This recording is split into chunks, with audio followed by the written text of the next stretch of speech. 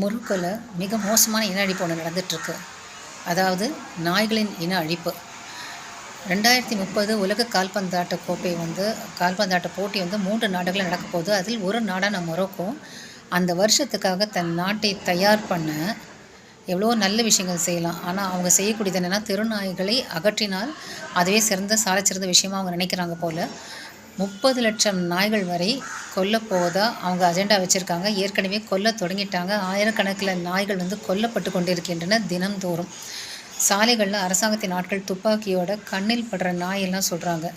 அந்த நாய்கள் குற்றுயிரும் கொலையுமாக இருக்கும்போதே அதை இழுத்துட்டு போய் தரத்தரான ஒரு வண்டியில் ஏற்றி, இறக்காத நாய்களை இழுத்துட்டு போய் வண்டியில் ஏற்றி, அந்த வண்டியில் ஏற்கனவே பயந்த நாய்கள், அடிப்பட்ட நாய்கள் இருக்குது, இழுத்துட்டு போய் வண்டியில் ஏற்றி அந்த வண்டியை எங்கேயோ கொண்டு போய் கொடூரமாக கொல்றாங்க.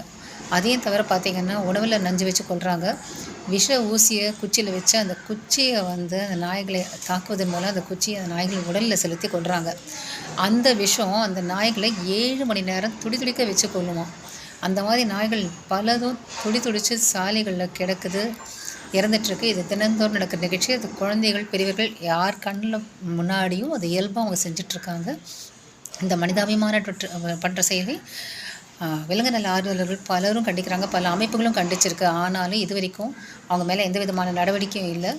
ஃபீஃபாவும் இது வரைக்கும் இதை கவனித்து கொண்டிருக்கிறோம்னு சொல்லியிருக்காங்களே தவிர, அந்த நாட்டில் ஃபுட்பால் விளையாட்டை தடை செய்யலாம், போட்டி நடத்துறதை தடை செய்யலாம். ஆனால் இது வரைக்கும் அதுக்கான எந்த ஒரு முயற்சியும் எடுத்த மாதிரி தெரியல. அனைவருமே உங்கள் சேனலில் உங்கள் கருத்துக்களை பதிவு பண்ணி இதை வலியுறுத்த வேணும். இந்த மாதிரி உடனடியாக நாய்கள் சித்திரவதை செய்யப்படுவதை அவங்க நிறுத்தியாகணும். அனைவரும் வலியுறுத்துவோம். நன்றி.